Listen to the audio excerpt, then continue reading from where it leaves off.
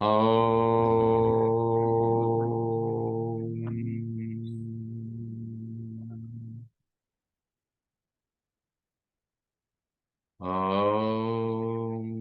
रामं कामारिसेव्यं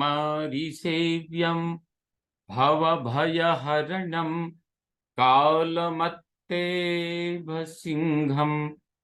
योगीन्द्रं ज्ञानगम्यं गुणनिधिमजितं निर्गुणं निर्विकारम्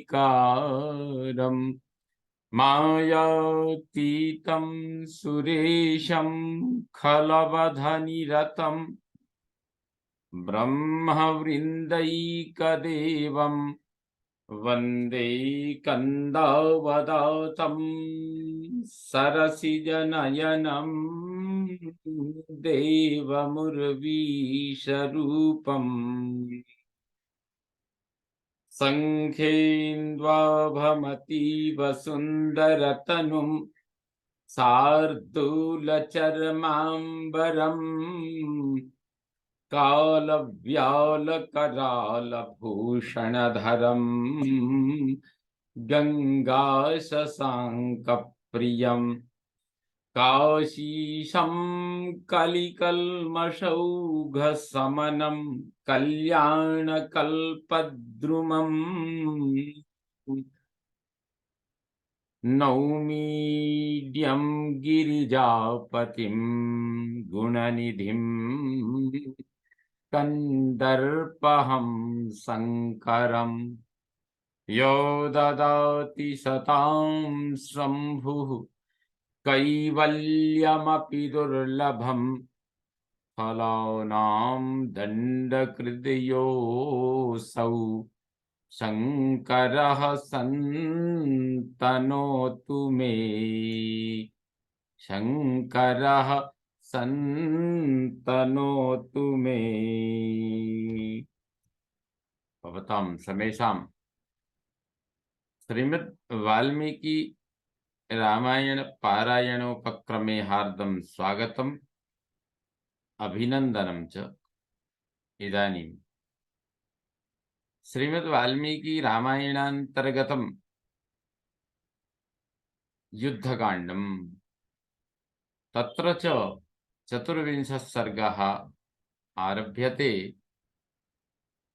इस सर्ग में श्री राम का लक्ष्मण से लंका की शोभा का वर्णन करके सेना को व्यूहबद्ध खड़ी होने के लिए आदेश देना, श्री राम की आज्ञा से बंधन मुक्त हुए सुक का रावण के पास जाकर उनकी सैन्य शक्ति की प्रबलता बताना तथा रावण का अपने बल की डींग हाँकना, यह सब वर्णन है। सा वीर समितिराज्ञा वीरराज व्यवस्थिता शशिना शुभ नक्षत्रा पौर्णमासी वसारदी। सुग्रीव ने उस वीर वानर सेना की यथोचित व्यवस्था की थी, उनके कारण वह वैसी ही शोभा पाती थी जैसे चंद्रमा और शुभ नक्षत्रों से युक्त शरत काल की पूर्णिमा सुशोभित होती रही हो। प्रचचाल च वेगेन ग्रस्ता चैव वसुंधरा पीड्यमाना वलौघेन तेन सागर वर्चसा। वह विशाल सैन्य समूह समुद्र के समान जान पड़ता था। उसके भार से दबी हुई वसुधा भयभीत हो उठी और उसके वेग से डोलने लगी। ततः शुश्रूराकृष्टं लंकायां काननौकसः भेरी मृदंग संघुष्टम तुमुलं लोमहर्षणम। तदनंतर वानरों ने लंका में महान कोलाहल सुना, जो भेरी और मृदंग गंभीर घोष से मिलकर बड़ा ही भयंकर और रोमांचकारी जान पड़ता था। बभूवुस्ते न घोषेण संघृष्टा हरियूथपा अमृष्यमाणास्तद्घोषं विनेदुर्घोषवत्तरम्। उस तुमुल नाद को सुनकर वानर यूथपति हर्ष और उत्साह में भर गए। उसे न सह सकने के कारण उससे भी बढ़ चढ़कर जोर जोर से गर्जना करने लगे। राक्षसास्तत्प्लवंगानां शुश्रूवुस्तेऽपि गर्जितं नर्दतामिव दृप्तानां मेघानामंबरेस्वनम। राक्षसों से वानरों की वह गर्जना सुनी जो दर्प में भरकर सिंहनाद कर रहे थे। उनको उनकी आवाज आकाश में मेघों की गर्जना के समान जान पड़ती थी। दृष्ट्वा दाशरथिर्लंकां चित्रध्वज पताकिनीं जगाम मनसा सीतां दूयमानेन चेतसा। दशरथ नंदन श्री राम ने विचित्र ध्वजा पताकाओं से सुशोभित लंकापुरी को देखकर व्यथित चित्त से मन ही मन सीता का स्मरण किया। अत्र सा मृगसावाक्षी रावणेनोपरुध्यते अभिभूताग्रहेणेव लोहितांगेन रोहिणी। वे भीतर ही भीतर कहने लगे, हाय, यही यही वह मृगलोचना सीता रावण के कैद में पड़ी है। उसकी दशा मंगल ग्रह से आक्रांत हुई रोहिणी के समान हो रही है। दीर्घमुष्णं च निःश्वस्य समुदवीक्ष्य च लक्ष्मणम् उवाच वचनं वीरस्तत्कालो हितमात्मनः। मन ही मन ऐसा कहकर वीर श्री राम गरम गरम लंबी सांस खींचकर लक्ष्मण की ओर देखते हुए अपने लिए समयानुकूल हितकर वचन बोले। आलिखन्तीमिवाकाशम् उत्थितां पश्य लक्ष्मण मनसेव कृतालंकां नगाग्रे विश्वकर्मणा। लक्ष्मण, इस लंका की ओर तो देखो, यह अपनी ऊंचाई से आकाश में रेखा खींचती हुई जान पड़ती है। जान पड़ता है कि पूर्व काल में विश्वकर्मा ने अपने मन से ही इस पर्वत शिखर पर लंकापुरी का निर्माण किया है। विमानैर्बहुभिर्लंका संकीर्णा रचिता पुरा विष्णु पदमिवाकाशं छादितं पांडुभिर्गणैः। पूर्व काल में वह पुरी अनेक शत मंजले मकानों से भरी पूरी बनाई गई थी। इसके श्वेत एवं सघन विमानाकार भवनों से भगवान विष्णु के चरण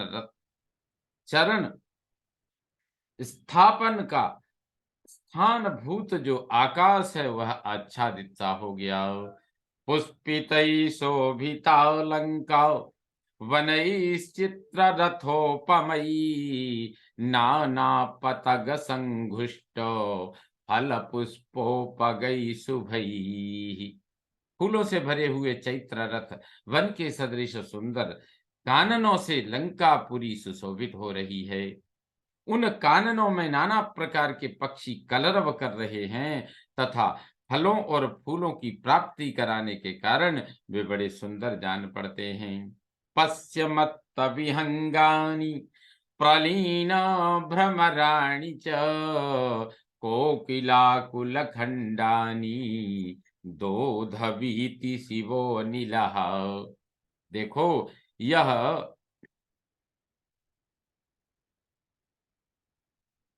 शैवाल, सुरप्रद वायु, इन वनों को जिनमें मतवाले पक्षी चहचहा रहे हैं, भौरे पत्तों और फूलों में लीन हो रहे हैं, तथा जिसके प्रत्येक खंड कोकिलों के समूह एवं संगीत से व्याप्त हैं, बारंबार कंपित कर रहा है। इति दशरथी रामो लक्ष्मणं समभाषत, बलं च तत्र विभजत शास्त्रदृष्टेन कर्मणा। दशरथ नंदन भगवान श्री राम ने लक्ष्मण से ऐसा कहा और युद्ध के शास्त्रीय नियमानुसार सेना का विभाग किया। ससासो कपिसेनां तां बलादादाय वीर्यवान् अंगदः सह नीलेन तिष्ठे दुरसि दुर्जयः। उस समय श्री राम ने वानर सैनिकों को यह आदेश दिया, इस विशाल सेना में से अपनी सेना को साथ लेकर दुर्जय एवं पराक्रमी वीर अंगद नील के साथ वानर सेना के पुरुष व्यूह में हृदय के स्थान में स्थित हों। तिष्ठेद्वानरवाहिन्या वानरौघ समावृतः, आश्रितो दक्षिणं पार्श्वं ऋषभो नाम वानरः। इसी तरह ऋषभ नामक वानर कपियों के समुदाय से घिरे रहकर इस वानर वाहिनी के दाहिने पार्श्व में खड़े रहें। गंधहस्ती वधुर्धर्षस्तरस्वी गंधमादनः, तिष्ठेत् वानरवाहिन्या सव्यं पार्श्वमधिष्ठितः। जो गंधहस्ती के समान दुर्जय एवं वेगशाली हैं, वे कपिश्रेष्ठ गंधमादन वानर सेना के वाम पार्श्व में खड़े हों। मूर्ध्नि स्थास्याम्यहं यत्तो लक्ष्मणेन समन्वितः, जाम्बवांश्च सुषेणश्च वेगदर्शी च वानरः। ऋक्षमुक्षा महात्मानः कुक्षिं रक्षन्तु ते त्रयः। मैं लक्ष्मण के साथ सावधान रहकर इस व्यूह के मस्तक के स्थान में खड़ा होऊंगा। जाम्बवान, सुषेण और वानर वेगदर्शी, ये तीन महामनस्वी वीर जो रीछों की सेना के प्रधान हैं, वे सैन्य व्यूह के कुक्षी भाग की रक्षा करें। जघनम कपिसेनायाः कपिराजोभिरक्षतु, पश्चार्धमिव लोकस्य प्रचेतास्तेजसावृतः। वानरराज सुग्रीव वानर वाहिनी के पिछले भाग की रक्षा में उसी प्रकार लगे रहें जैसे तेजस्वी वरुण इस जगत की पश्चिम दिशा का संरक्षण करते हैं। सुविभक्त महाव्यूहा महावानर रक्षिता, अनीकिनी सा विबभौ यथा द्यौसा भ्रसंप्लवा। इस प्रकार सुंदरता से विभक्त हो विशाल व्यूह में बद्ध हुई वह सेना जिसकी बड़े बड़े वानर रक्षा करते थे, मेघों से घिरे हुए आकाश के समान जान पड़ती थी। प्रगृह्य गिरिशृंगाणि महतश्च महीरुहान्, आसेदुर्वानरालंकां मिमर्दईशवो रणे। वानर लोग पर्वतों के शिखर और बड़े बड़े वृक्ष लेकर युद्ध के लिए लंका पर चढ़ाए। वे उस पुरी को पद दलित करके धूल में मिला देना चाहते थे।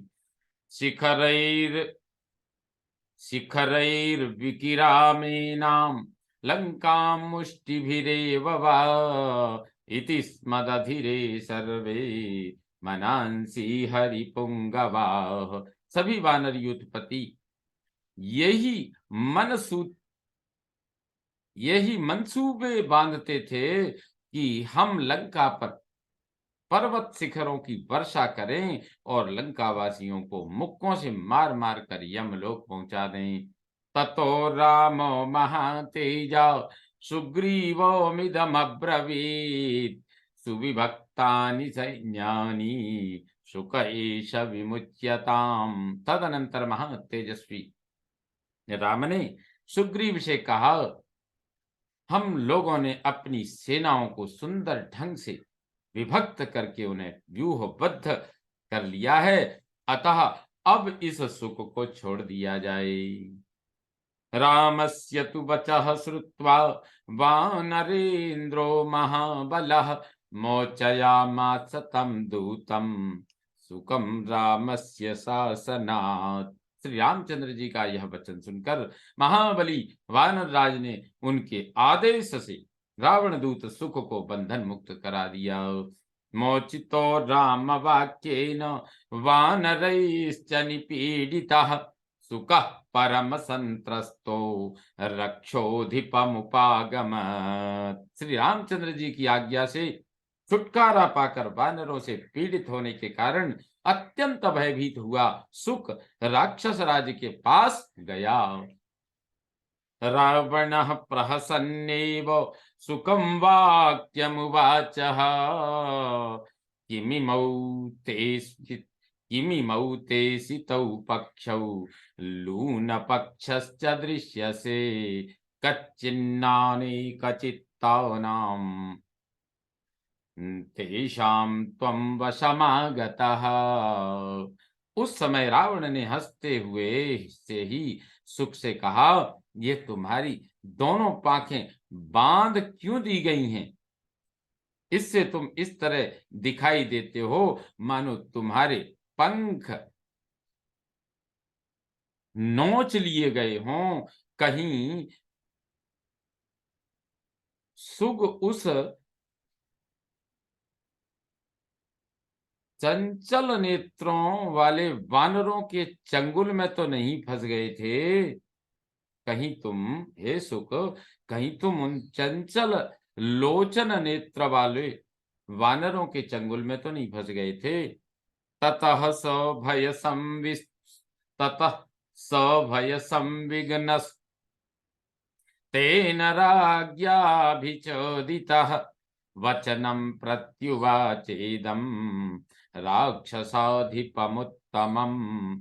राजा रावण के इस प्रकार पूछने पर भय से घबराए हुए सुक ने इस समय उस श्रेष्ठ राक्षस राज को इस प्रकार उत्तर दिया। सागरस्योत्तरे तीरे अब्रुवं ते सागरस्योत्तरे तीरे ब्रुवं ते वचनं तथा यथा संदेशमक्लिष्टं सांत्वयन् लक्ष्मणया गिरा। महाराज, मैंने समुद्र के उत्तर तट पर पहुंचकर आपका संदेश बहुत स्पष्ट शब्दों में मधुर वाणी द्वारा सांत्वना देते हुए सुनाया। क्रुद्धैस्तैरहमुत्प्लुत्य दुष्टमात्रः प्लवंगमैः गृहीतोऽस्म्यपि चारब्धो हन्तुं लोप्तुं च मुष्टिभिः।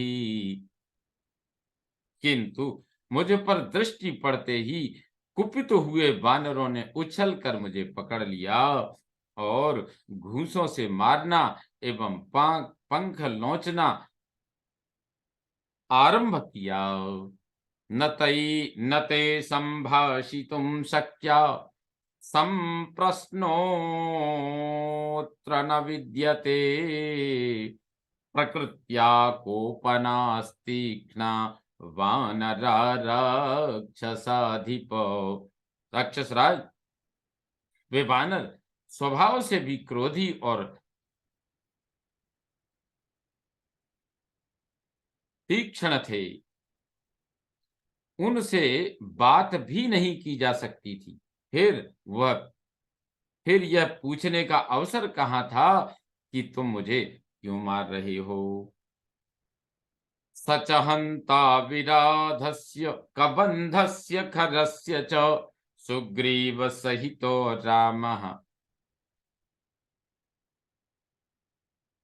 सीताया पदमागतः।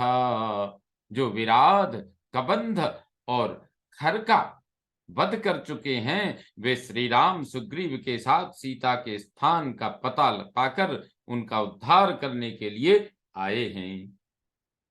सकृत्वा सागरे सेतुं तीर्त्वा स लवणो दधिम् एष रक्षांसि निर्धूय धन्वी तिष्ठति राघवः।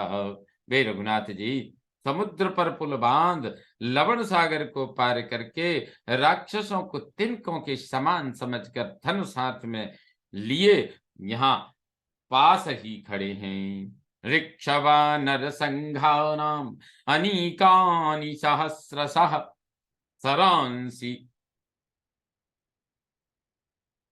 गिरि संघनिकाशानाम गिरिमेघनिकाशानाम गिरिमेघनिकाशानाम छादयन्ति वसुंधराम। पर्वत और मेघों के समान विशालकाय रीछों और वानर समूहों की सहस्रों सेनाएं इस पृथ्वी पर छा गई हैं। राक्षसानां बलौघस्य वानरेन्द्र बलस्य च नैतयोर्विद्यते संधिर्देव दानवयोरिव। देवता और दानवों में जैसे मेल होना असंभव है, उसी प्रकार राक्षसों और वानर राज सुग्रीव के सैनिकों में संधि नहीं हो सकती। पुरा प्राकार मायांति क्षिप्रमेकतरं कुरु सीतां चास्मै प्रयच्छासु युद्धं वापि प्रदीयताम। अतः जब तक वे लंकापुरी की चार दीवारी पर नहीं चढ़ाते, उसके पहले तो आप शीघ्रता पूर्वक दो में से एक काम कर डालिए, या तो तुरंत ही उन्हें सीता को लौटा दीजिए या फिर सामने खड़े होकर युद्ध कीजिए। सुकस्य वचनम श्रुत्वा रावणो वाक्यमब्रवीत् रोष संरक्त नयनो निर्दहन्निव चक्षुषा। सुक की यह बात सुनकर रावण की आंखें रोष से लाल हो गईं। वह तरह घूर घूर कर देखने लगा मानो अपनी दृष्टि से इसको दग्ध कर देगा। वह बोला, यदि माम प्रतियुद्धेरन देव गंधर्व दानवा नैव सीतां प्रदास्यामि सर्वलोक भयादपि। यदि देवता, गंधर्व और दानव भी मुझसे युद्ध करने को तैयार हो जाएं तथा सारे संसार के लोग मुझे भय दिखाने लगें, तो भी मैं सीता को नहीं लौटाऊंगा। कदा समभिधावन्ति मामका राघवं सरा वसंते पुष्पितं मत्ता भ्रमरा इव पादपम। जैसे मतवाले भ्रमर वसंत ऋतु में फूलों से भरे हुए वृक्ष पर टूट पड़ते हैं, उसी प्रकार मेरे बाण कब उस रघुवंशी पर धावा करेंगे। कदा शोणित दिग्धांगम दीप्तैकार्मुक विच्युतै सरैरादीपयिष्यामि उल्काभिरिव कुंजरम। वह अवसर कब आएगा जब मेरे धनुष से छूटे हुए तेजस्वी बाणों द्वारा घायल होकर राम का शरीर लहूलुहान हो जाएगा, और जैसे जलती हुई लुकारी से लोग हाथी को जलाते हैं, उसी तरह मैं बाणों से राम को दग्ध कर डालूंगा। तच्चास्य बलमादास्य बलेन महतावृतः ज्योतिषामिव सर्वेषां प्रभामुद्यन् दिवाकरः। जैसे सूर्य अपने उदय के साथ ही समस्त नक्षत्रों की प्रभा हर लेते हैं, उसी प्रकार मैं विशाल सेना के साथ रणभूमि में खड़ा हो राम की समस्त वानर सेना को आत्मसात कर लूंगा। सागरस्येव मे वेगो मारुतस्येव मे बलम न च दासरथिर्वेद तेन मां योद्धुमिच्छति। दशरथ कुमार राम ने अभी समर भूमि में समुद्र के समान मेरे वेग और वायु के समान मेरे बल का अनुभव नहीं किया है, इसलिए वह मेरे साथ युद्ध करना चाहता है। न मे तूणीशयान् बाणान् शविशानिव पन्नगान् रामः पश्यति संग्रामे तेन मां योद्धुमिच्छति। मेरे तरकस में सोए हुए बाण विषधर सर्पों के समान भयंकर है। राम ने संग्राम में उन बाणों को देखा ही नहीं, इसलिए वह मुझसे जूझना चाहता है। न जानाति पुरा वीर्यं मम युद्धे स राघवः मम चापमयीं वीणां सरकोणैः प्रवादिताम् जा शब्दतुमुलां घोराम् आर्तगीतमहास्वनाम् नाराचतलसन्नादां नदीमहितवाहिनीम् अवगाह्य महारंगम वादयिष्याम्यहं रणे। पहले कभी युद्ध में राम का मेरे बल पराक्रम से पाला नहीं पड़ा है, इसीलिए वह मेरे साथ लड़ने का हौसला रखता है। मेरा धनुष एक सुंदर वीणा है जो बाणों से विजयी बाणों के कोनों से बजाई जाती है। उसकी प्रत्यंचा से जो टंकार ध्वनि उठती है, वही उसकी भयंकर स्वर लहरी है।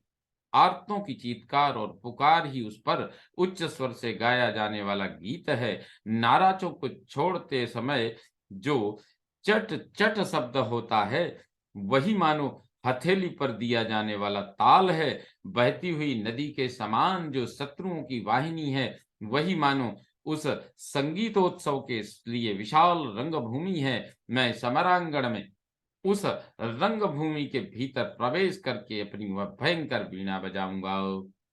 नव सवेनापि सहस्रचक्षुषा युद्धेऽस्मि शक्यो वरुणेन वा स्वयं यमेन वा धर्षयितुं शराग्निना महाहवे वै श्रवणेन वा पुनः।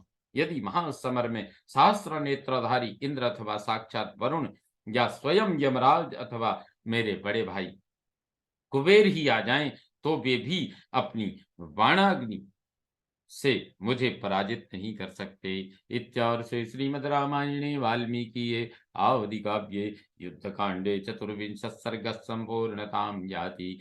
ओम पूर्णमदः पूर्णमिदं पूर्णात् पूर्णमुदच्यते पूर्णस्य पूर्णमादाय पूर्णमेवावशिष्यते। ओम शांति शांति शांतिः। सर्वे भवन्तु सुखिनः सर्वे सन्तु निरामयाः सर्वे भद्राणि पश्यन्तु मा कश्चित् दुःखभाग् भवेत्। ओम शांति शांति शांतिः। श्रीरामचन्द्रो विजयते तराम।